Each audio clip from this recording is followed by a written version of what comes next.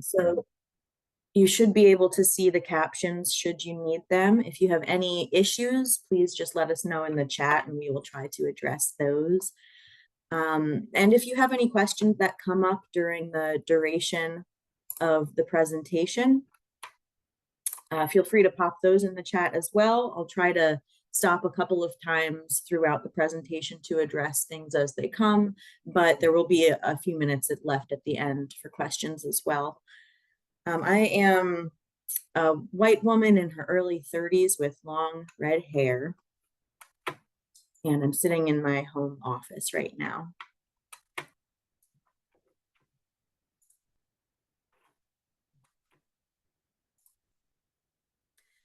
So I'd like to begin by addressing kind of what home modifications actually are. The term sounds pretty self-explanatory, but they can refer to maybe a broader spectrum of things than first might come to mind. So home modifications refer to any kind of physical change to the home that can make it safer, easier, more accessible for someone with a disability to live in.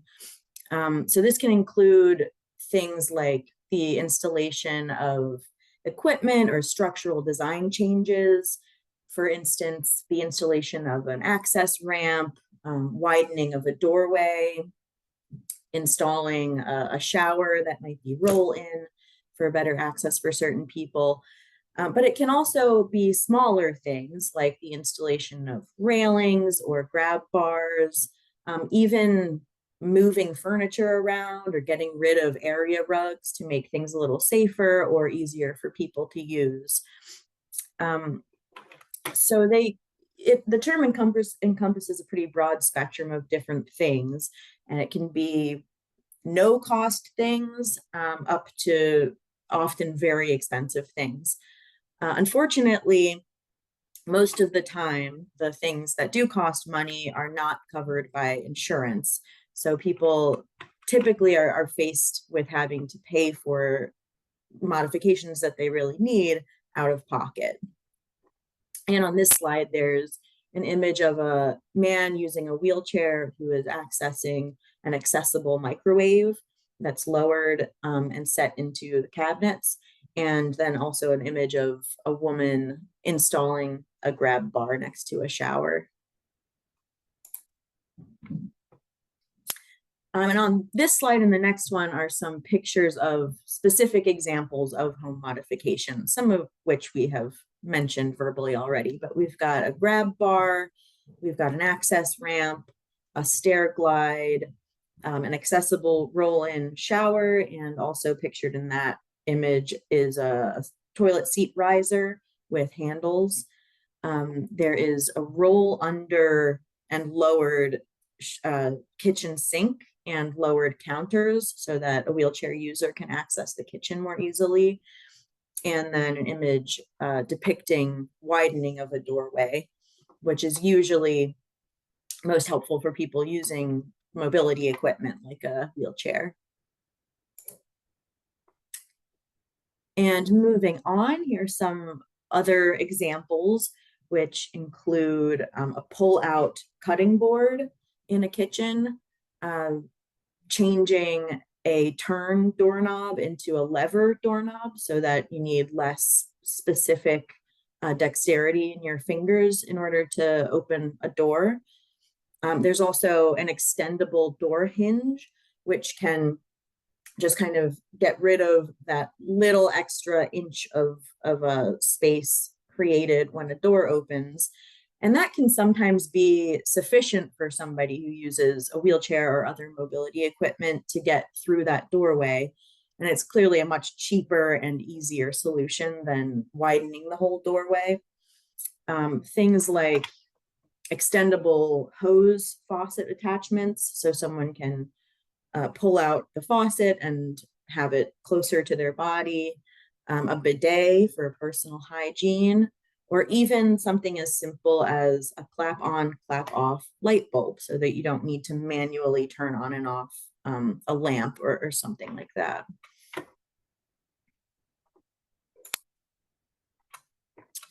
And another thing that's related to home modifications that I think is less commonly thought about is smart home technology, which can really, really help increase somebody's independence utilizing uh, appliances and other things in their home. So I'm going to play this little video demonstrating how smart home technology can help some people use their homes. Put peanut butter on grocery list. Peanut butter added to grocery. Bethesda is leading the way in enhancing the lives of people with developmental disabilities using smart technology. Smart devices can make it easier for people with physical disabilities to manage their home environment. Smart blinds can be programmed to open and close at specific times, or can be controlled from a smartphone or tablet, or by voice command. A smart thermostat can also be programmed and controlled by tablet, smartphone, or voice command. Lower the temperature to keep environments comfortable The heat set to 70. and improve energy efficiency. Watch our other videos on how Bethesda is using smart technology to enhance the lives of people with developmental disabilities.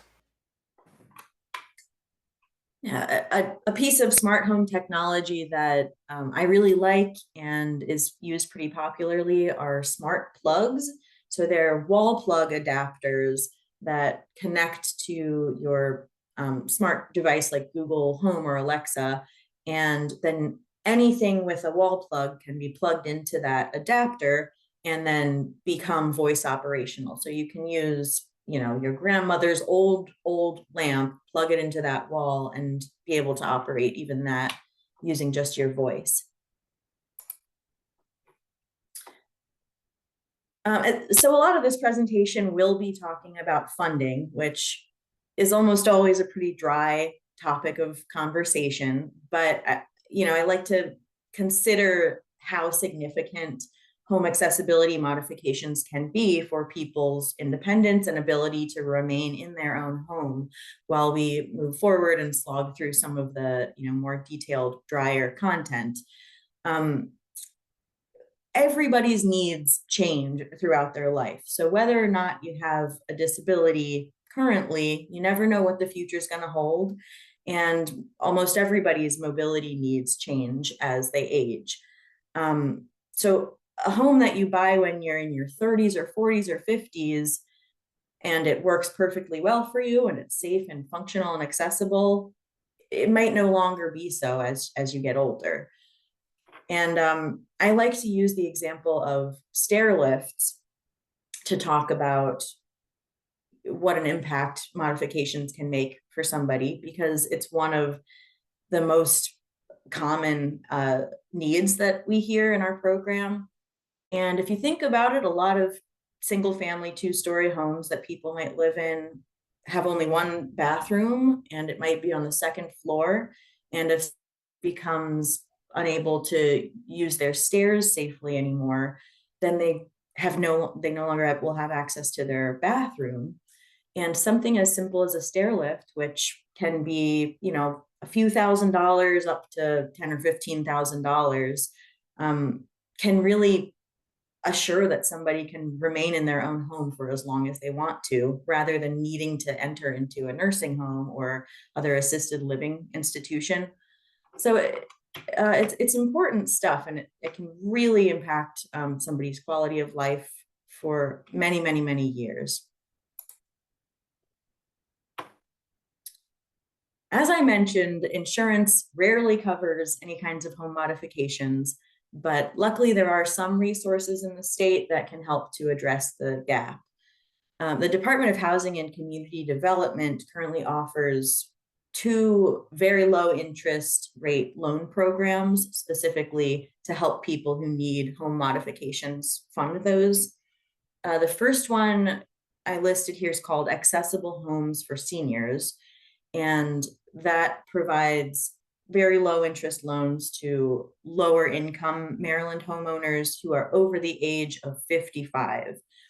Deferral periods can usually be very long, and in some cases, depending on somebody's income and financial situation, the repayment can be waived. And then the second one is called the Maryland Housing Rehabilitation Program, which functions similarly, but it's available to anyone in Maryland with a disability, as long as their income doesn't exceed 80% of the area median income. And on this slide, I have an image of a woman using a stair lift.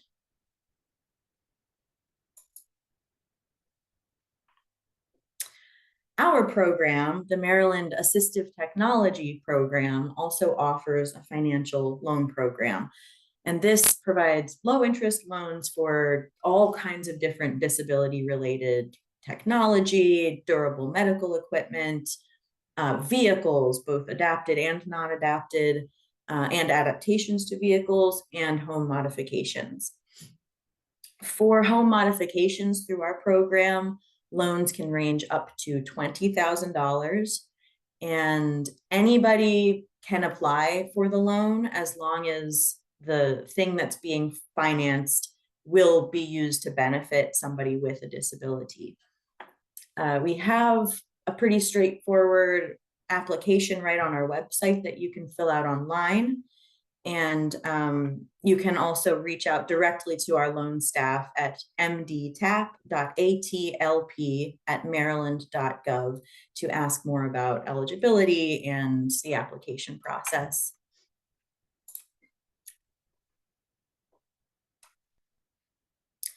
And I see in the chat somebody's asked if you can receive a copy of the slide deck. And yes, I will be sending the slide deck out to all attendees after we finish. And then we're also recording this presentation, and it'll be available on our YouTube channel afterwards as well.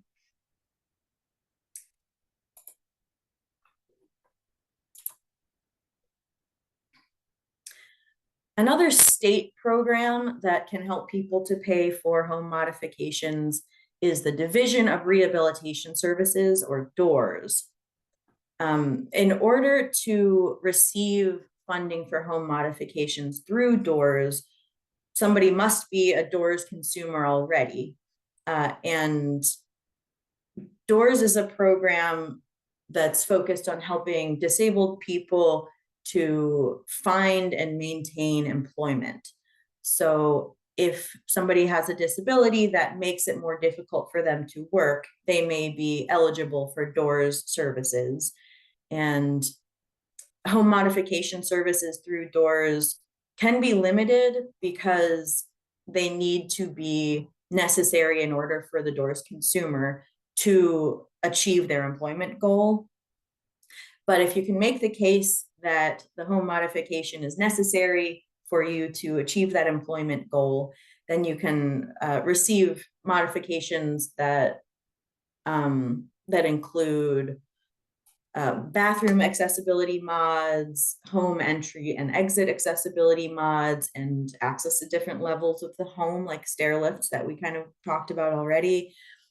This can include coordination and monitoring, helping you to find contractors, get environmental assessments done to see what's really needed for the home, and all kinds of things like that. So it can be pretty comprehensive.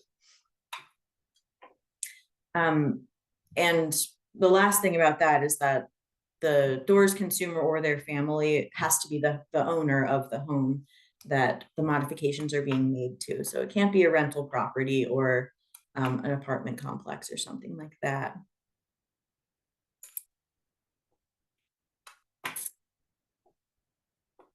Now, moving on to kind of insurance, ways to actually pay for home mods through insurance. The main one is by getting on a Medicaid waiver through the DDA, or the Division of the Developmental Disabilities Administration, rather. So there are 3 different Medicaid waivers available in Maryland that include funding for home modifications, or in the language in the waivers, they're called environmental modifications. These 3 are called the Family Supports Waiver, the Community Supports Waiver, and the Community Pathways Waiver. And on this slide, I have linked to more information about each of these waivers and the DDA waiver application process. So you can access those links when you receive the slide deck after this presentation. But I will mention that to qualify for a waiver, well, I'll talk about qualification in the next slide, but it often can take a very, very long time for you to be able to obtain one of these waivers, even if you are eligible. The wait lists can be years long sometimes. So it's a really good idea to get on those wait lists as soon as you possibly can. There are two different types of eligibility for DDA services, or to be on one of the waivers. The first is developmentally disabled eligibility. And what that means is that someone has a physical or mental impairment, but not just a mental illness. And it can also be a combination of a physical and mental impairment. That disability will probably last for the rest of the person's life. It's manifested before the person turned 22 years old. The person needs specific supports or assistance to live independently. And also they need the help of a support team to help with the organization, coordination of services and or treatment. This language I'm taking directly from the DDA website. The second type of eligibility is called support only, and that's a little bit more lax. This one means that the person has that physical mental impairment, not only mental illness, but it can be a combination of the two, and that it will probably continue forever. And these DDA waivers, you can think of them as Medicaid loopholes. So they can cover a lot of other additional things that traditional Medicaid cannot cover, in addition to home modifications as well.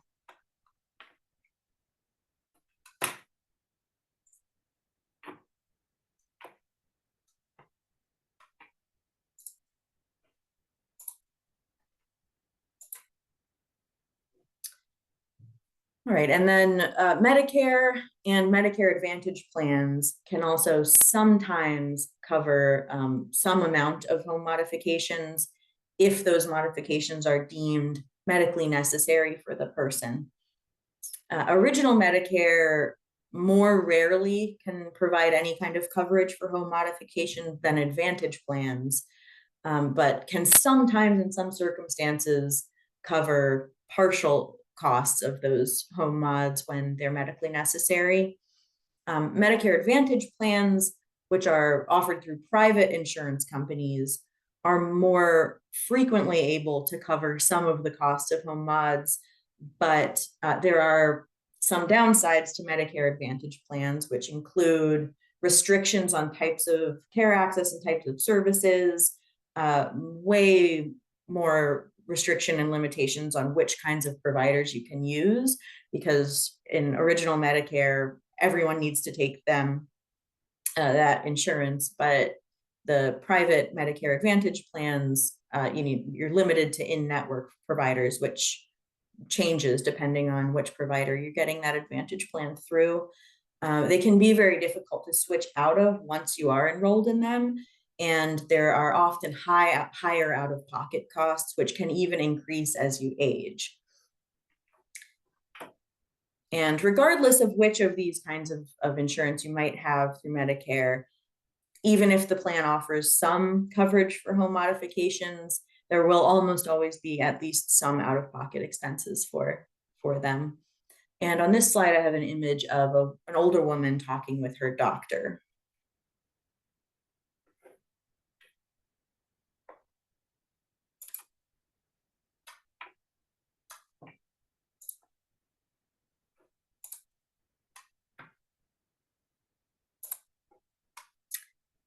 All right, and moving on, Baltimore City and County specifically each have a program that can help people to obtain home modifications who need them. The one in Baltimore City is called Housing Upgrades to Benefit Seniors, And this is a collaboration between a number of different community organizations, kind of spearheaded by Civic Works, but they also work with an organization called Rebuilding Together, Neighborhood Housing Services of Baltimore, Healthy Homes Initiative, and volunteers as well. This service is reserved for Baltimore City homeowners who are over the age of 65 and are at 80% or below the Baltimore metro area's median income. But if you qualify for the HUBS program, the volunteers can actually come, do those environmental assessments, and then physically provide those actual adaptations. So this might include the installations of grab bars and railings, access ramps. It can include home rehab services. So if you have structural deficiencies in the safety concerns, like issues with your roof or plumbing, they can help address to some of those things.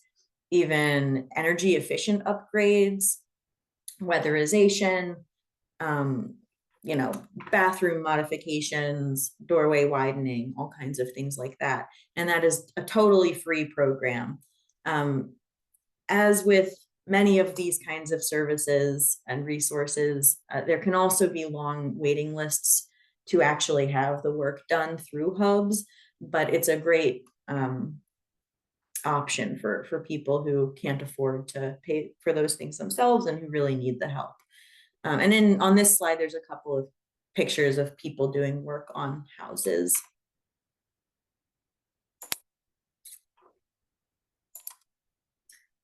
And then the Baltimore County counterpart of that HUBS program is called the Baltimore County Age-Friendly Upgrades for Seniors, or the BCAUSE program. And that functions very similarly to HUBS, but the eligible homeowners in Baltimore County are age 65 with 50% or below the area median income. So there's a little more restriction. And the partners are a little bit different as well for the Baltimore County program.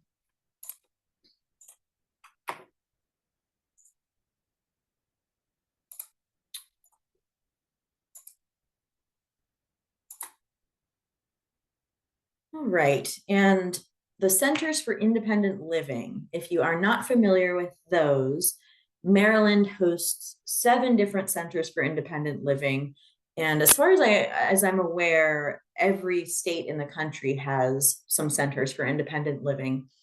And these are nonprofit organizations that were born out of the civil rights movement, the disability rights movement, and they are usually staffed primarily by people with disabilities and provide a number of different kinds of services to benefit other people with disabilities.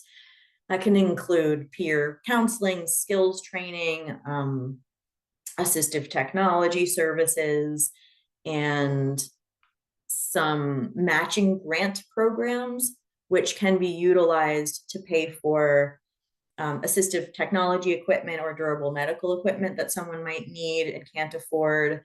It can be used to pay for, or to help to pay for home and vehicle modifications and a number of other things. But each different Center for Independent Living has a slightly different program. So depending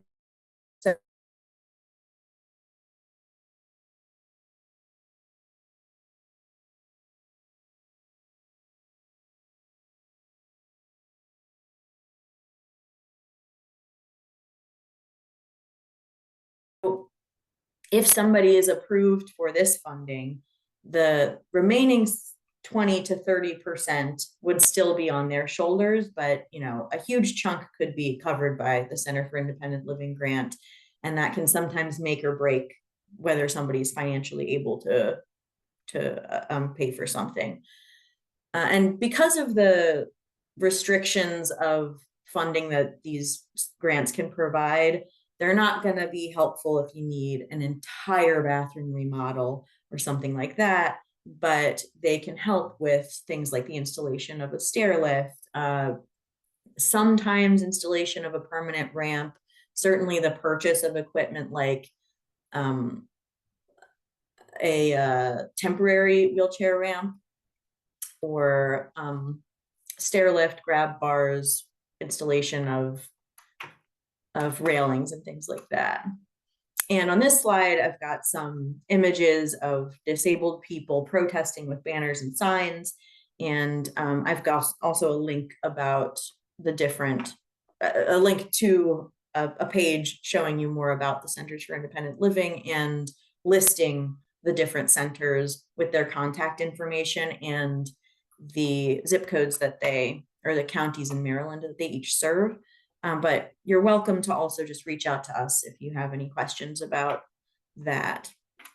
Actually, I'll right now pop my email address in the chat so that if everyone can have that, if you have any questions about anything after the fact, feel free to reach out to me directly.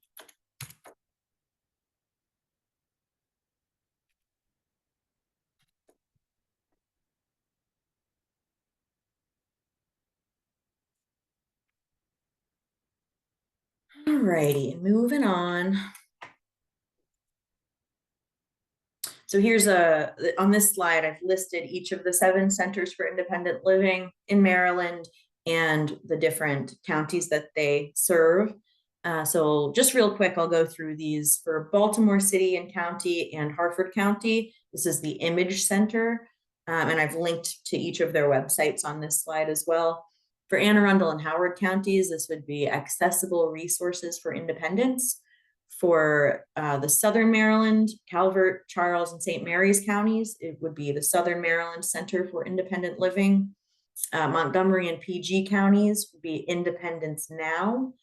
Allegheny, Garrett, and Washington counties out in Western Maryland would be Resources for Independence. For Carroll and Frederick, it's the Freedom Center of Maryland. And then for the Eastern Shore counties, this would be the Bay Area Center for Independent Living. There are also a couple of volunteer organizations that can help with accessibility mods. Rebuilding Together is one that I mentioned already, who partners with the Because program and the Hubs program with Civic Works to do those hands-on modifications for people who are eligible. But they are a national nonprofit, so they have factions all over the state, all over the country, pardon me. And they have a number of different factions throughout the state of Maryland as well. They can often serve very specific zip codes. So, you'd want to reach out to your local affiliate and see whether they're serving your zip code currently to apply for those services, which can expand beyond just Baltimore City and County when you're working directly just with Rebuilding Together. And then Habitat for Humanity, a very well-known nonprofit who can sometimes help to renovate and upgrade homes that are existing, but they also build affordable and accessible housing for families in need sometimes. So people who are affected by very low incomes or disasters or things like that.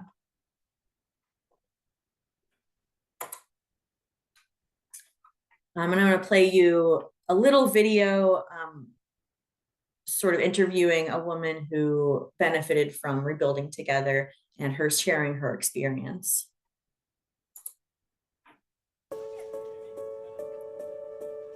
You do the best you can, you know. It's our home. Since my health went down, I couldn't keep up with things, so my daughter had to come and stay and help me. It's me and my daughter and my grandchildren, including my granddaughter, who has cerebral palsy. I don't really go anywhere because I'm afraid of falling, and I can't see where I'm going. Rebuilding Together and Evolve. Put the ramp in. It's wide, so we can get up and down it a lot easier. And it has traction, which is really good. And it has rails, which is helpful. If I fall down, I'm down. I can't get back up unless I have something to grip onto. They're clearing my garage, which is really great because we couldn't get anything in there anymore. I didn't even really believe y'all were coming until I opened my door and I saw y'all all in the park, you know, jumping. And I was like, oh my God, it's for real. And all these people I don't know is coming to help, and I appreciate it. I really do, you know? I appreciate it.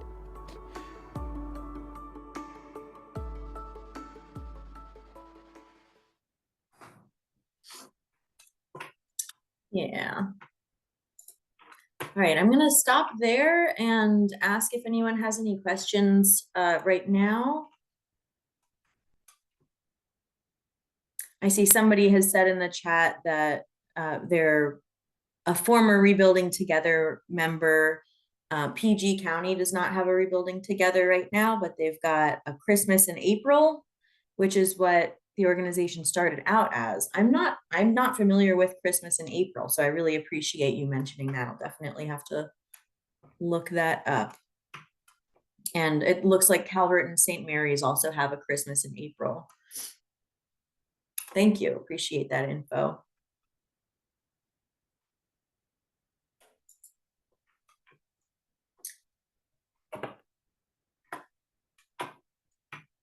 All right, so for veterans who are receiving insurance through the VA, they are also eligible for home modifications through the Veterans Administration, assuming that their disability was obtained in the line of duty.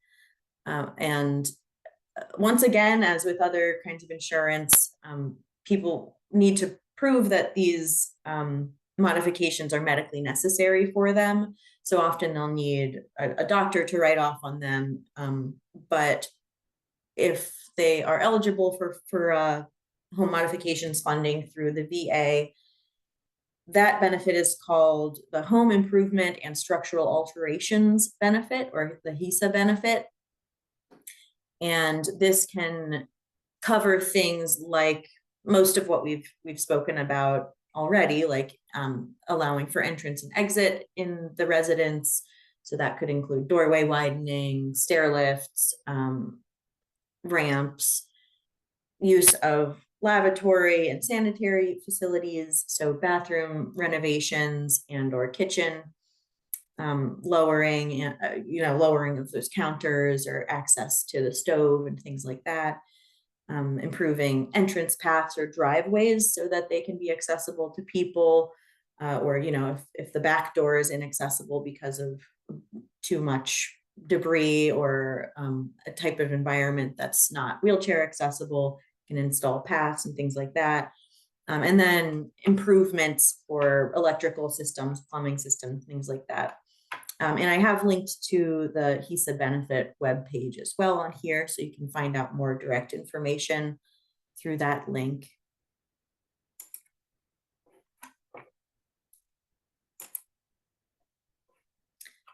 There are also some tax deductions available in Maryland for home modification reimbursement after the fact.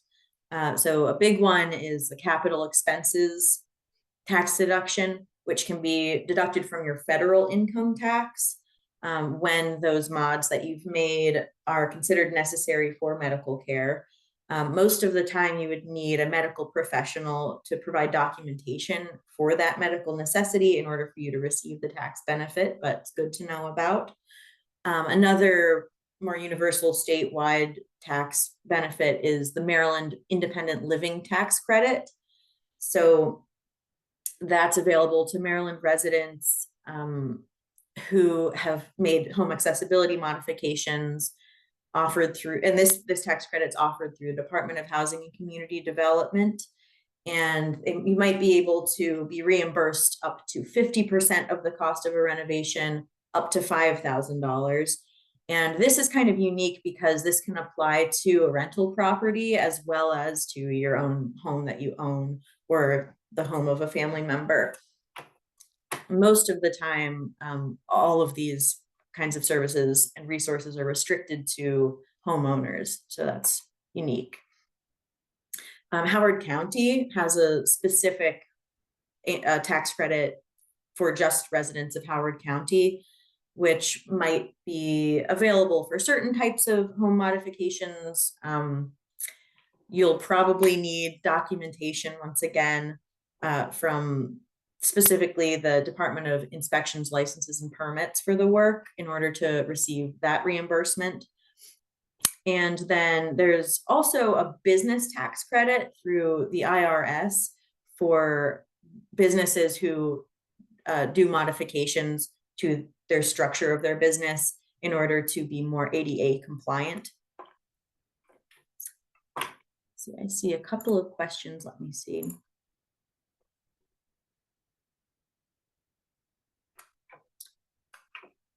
I do not know whether the tax deductions can be applied to homeowners who receive a loan or whether it has to be a reimbursement for out-of-pocket expense. That's a good question. I will try to find the answer and let you know after the fact.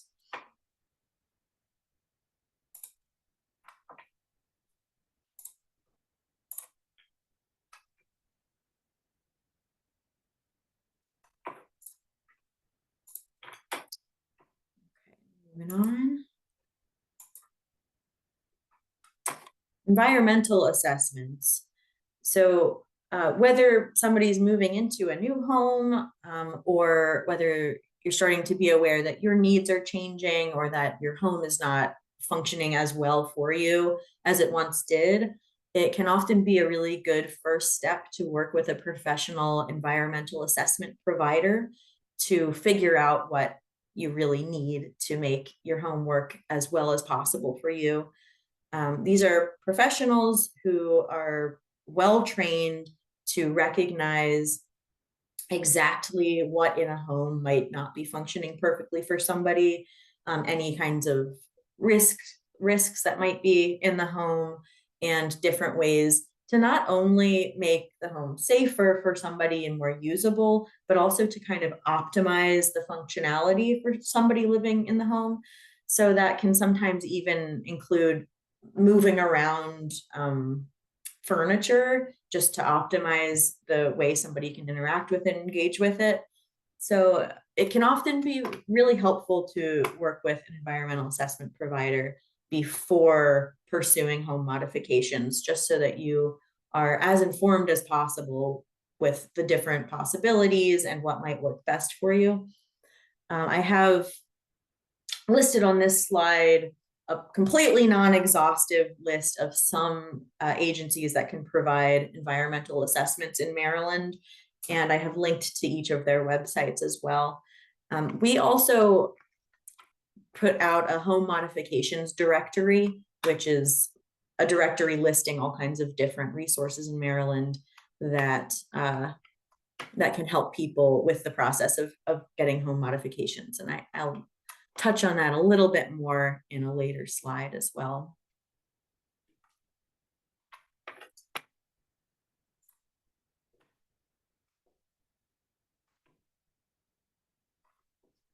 We've got a partner from the Southern Maryland Center for Independent Living on the call today, and she's said that the Southern Maryland SILS AT specialist can do environmental assessments for the Southern Maryland counties. Thank you for that.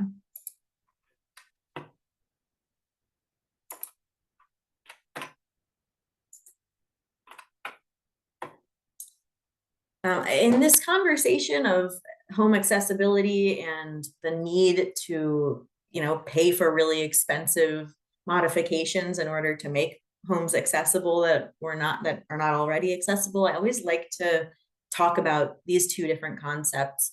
The first being universal design, which is the idea that if a thing that everything should be designed already, like preliminarily, with the goal of it being as usable as possible for as many people as possible.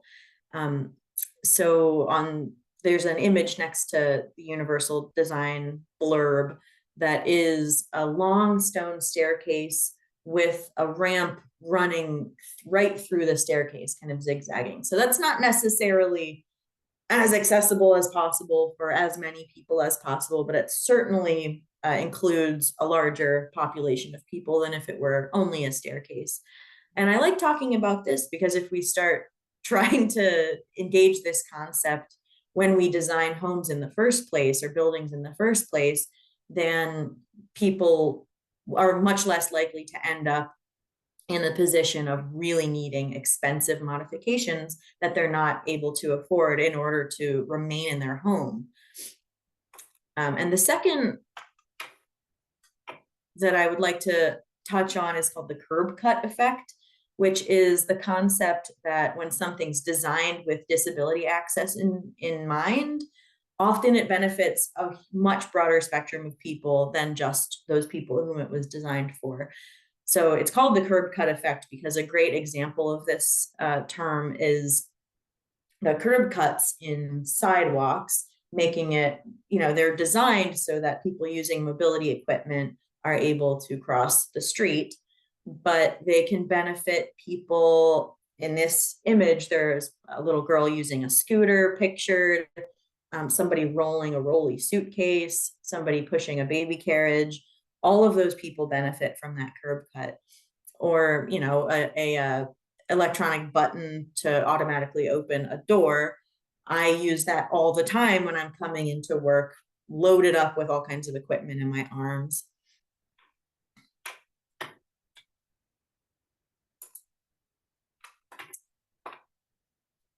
There's an organization called WheelPad, which I like to bring in, kind of use as an example of the concept of universal design. They build readily made extensions to homes that are on wheels that are built with the concept of universal design in mind. So they're supposed to be as accessible as possible for as many people as possible.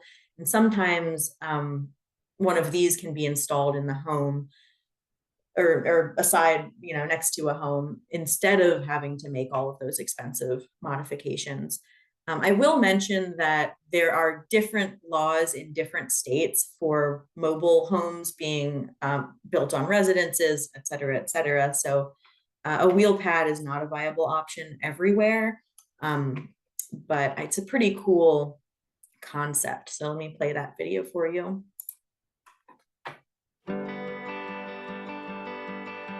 The main objective of the wheel pad is to provide a temporary addition to the home that's fully accessible so that patients with mobility issues can be at home sooner and not have to wait for modifications to the house that might be necessary. We've had a lot of interest, but people don't know how it works. One of the best things about the wheel pad is actually that you don't know how it's going to work because it's not going to work the same for everybody. I just think it's so versatile that people can make it work for them in all different kinds of ways. The wheel pads have been designed with healthcare professionals, doctors, nurses, and we really listen to them for the best arrangement of windows, light, air, high ceilings, lots of space. We wheeled this in here in one day, and we made the connection, which includes a porch, in about 7 working days. The first feature is just a ramp. It's the new front door of the house. So here we are at the front door of the wheel pad. Took some visual cues. Notice these 3 mullions are replicated with these 3. Basically, this is the new front entrance, and welcome to the wheel pad. We have a connector right here from the house to the new wheel pad. And the connector is finished with these wonderful birch veneer walls. Essentially, you're looking at a fully weatherized connector. What hits home is when it's delivered to the site and when you see people using it, seeing them living their daily lives how they would in their normal circumstances and seeing them heal. One of the most useful features of the wheel pad is the idea of an integral hoist track, so that folks can come from the bed to the bathroom and not have to go through that whole complicated process of a transfer. Certainly it's been wonderful being back home the access to my family, my pets, my friends, my gardens. Being back here is definitely healing. I know. It's a way to bring you home now.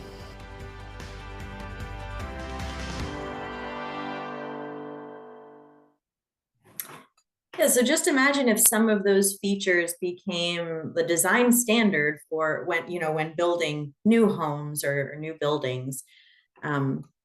It wouldn't cost a whole lot more to install these kinds of things into buildings, and then it would decrease the need for really expensive changes later on. I'm going to touch on a few other resources really quickly before we wrap up here and leave some time for questions. There is a statewide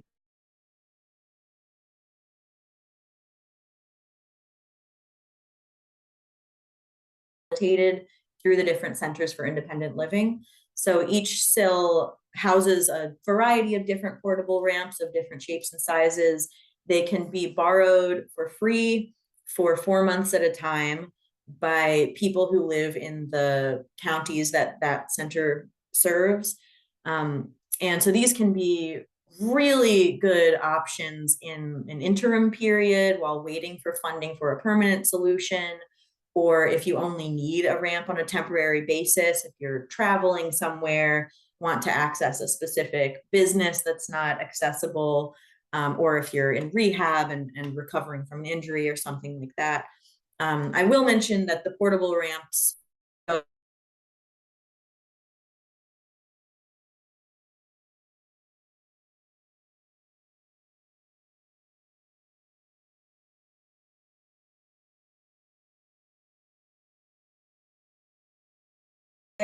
but they can be a great solution for some people, especially if you have a low threshold entrance or exit to the home.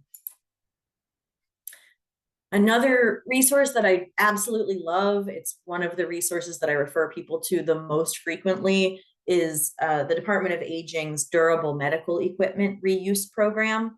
So this is a donation-based program run through the Department of Aging, but available to anybody of any age in the state. They have an enormous warehouse out in PG County, and they accept donations of gently used durable medical equipment. They have a very impressive high-tech sanitation process that everything goes through. And then they have engineers on staff that refurbish the equipment, make sure it's working really well and safe for people. And then they just give it back out.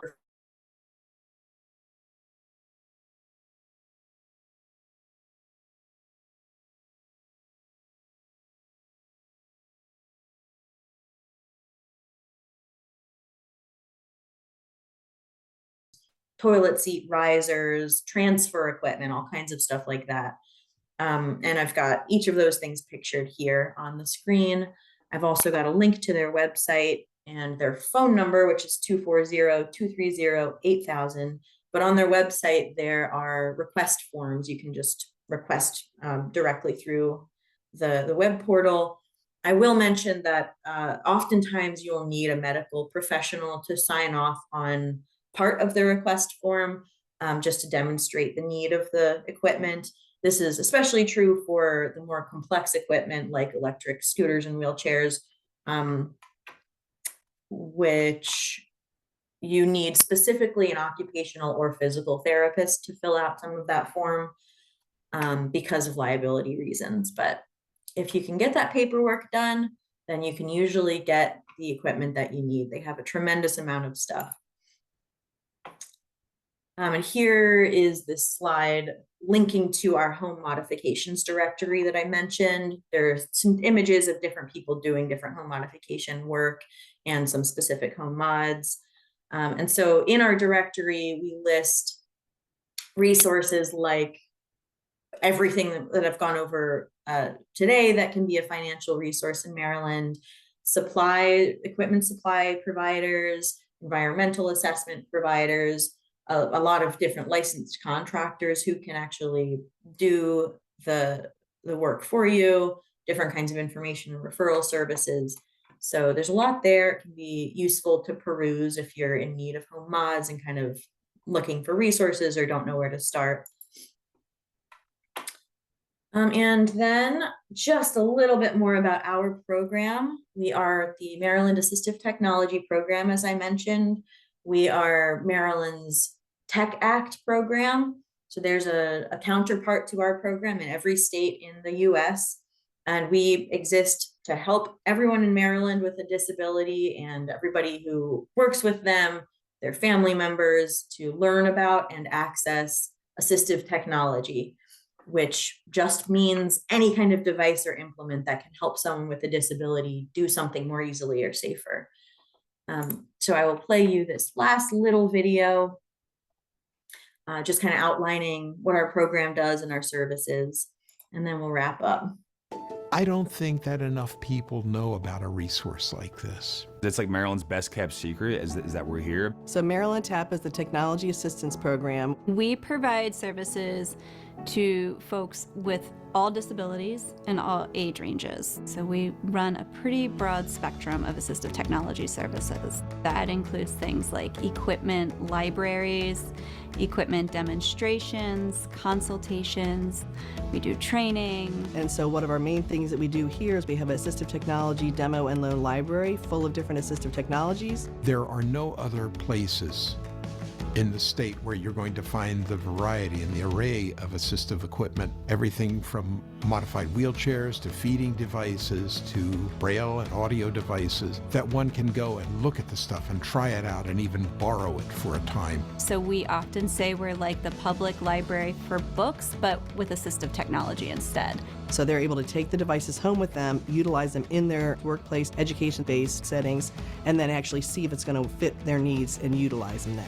So it helps me to rule out if I want to spend the money for something or not. Then we also do AT reuse, so that's higher tech devices. So we've gathered up the higher tech devices similar to what we have in the library here, but they're donated, which we clean, refurbish, and sanitize, and then are able to loan out to individuals for open-ended loans as long as they need the device. And then we also have a financial loan program, and they can loan between $500 and $50,000, again, to Maryland residents with disabilities to buy any sort of assistive technology that's needed. I'm grateful that we have a resource like this here. What our main hope for here is to make the individual more independent. I've worked with clients over all kinds of disabilities, and I've had people come up to me and say, I didn't think it would be possible for me to read again, on my own. And like using this device, I was able to actually read a book on my own at my own pace, and it's really powerful. And I see the huge change it makes in people's lives.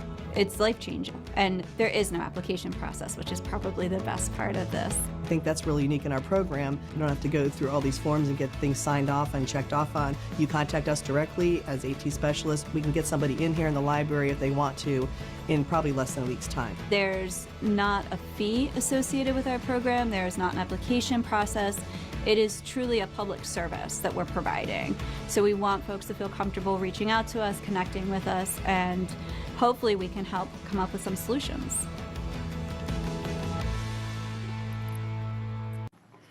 Alrighty, and then on this slide, I just have our general contact information there.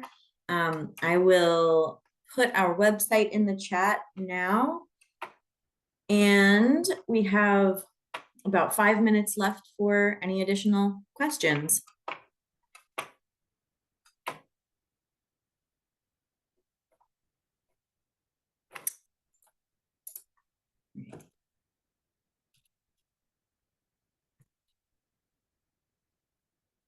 There's our website, and I'll put in our general email address as well.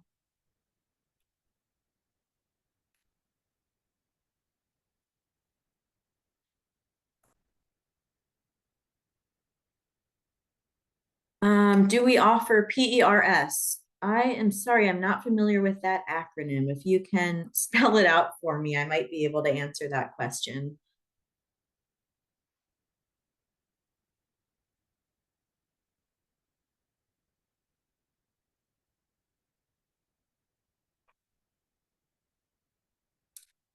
Well, thank you all for being here and bearing with me. Medical alert fall detection systems. We do have medical alert and fall detection devices in our library. So we're able to loan those out for 30 days for you to try. And if any of those come into our reuse program, then we'd be able to give those out for free through the reuse center.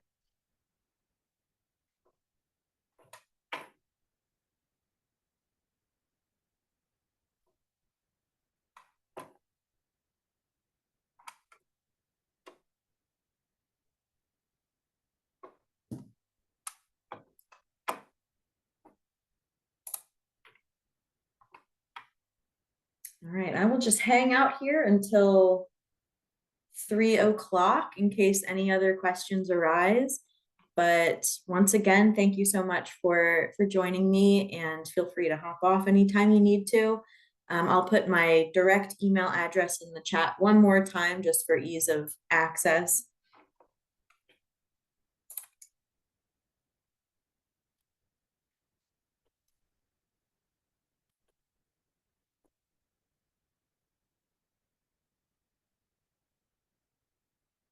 Great, thank you all.